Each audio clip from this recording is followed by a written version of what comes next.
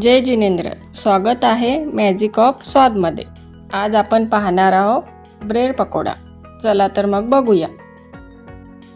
मी भाजी करायला उकडलेले बटाटे घेतलेले आहे।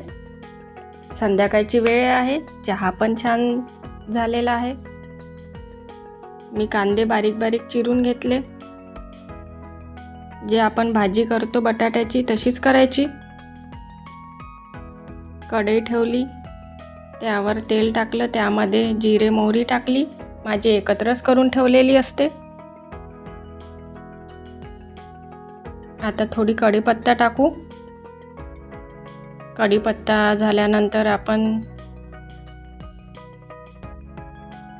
कांदे टाकू। त्यामध्ये कांदे छान होऊ देऊ।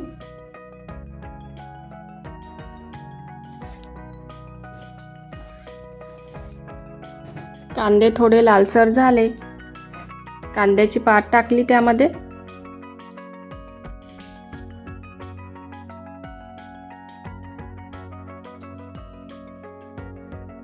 कांद्याची पात पण होऊ देऊ आपण तेलामध्ये छान। माझी मिरची राहिलीच होती टाकायची, सॉरी मी विसरले होते। मिरची टाकली त्यामध्ये। हा लाल ठेचा करून ठेवलेला मी, लाल ठेचा पण त्यामध्ये टाकला। हा लाल मिरचीचा ठेचा करून ठेवलेला असते, त्यामुळे भाजीची टेस्ट छान लागते। थोडंसं आलं टाकलं, थोडं आलं खिसून टाकायचं। अर्धा चम्मच हळद, तिखट आपल्यानुसार टाकायचं। तेज लागलं तर थोडं जास्त टाकायचं। हिंग टाकला त्यामध्ये। हे कस्तुरी मेथी। मस्तपैकी छान मसाला भाजून घ्यायचा। हा पावभाजी मसाला टाकला मी थोडा।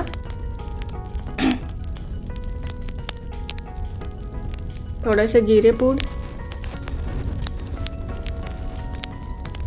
धने जिरे पूड पण करून ठेवलेली असते। आणि आता हा बटाटा चुरून चुरून त्यामध्ये टाकायचा। बटाटा आपण चुरून चुरून टाकलेला आहे। भाजी आपली झाली तयार। त्यामध्ये मीठ टाकलं, चवीनुसार आपण मीठ टाकलं। कोथिंबीर टाकली, तुम्ही चवीनुसार मीठ जेवढं पाहिजे तेवढं टाकू शकता। ब्रेड घेतल्या, ब्रेडला छान भाजी लावून घेऊया एक साईड। आपण सगळ्या ब्रेडला एक साईड भाजी लावून घेऊ चांगली।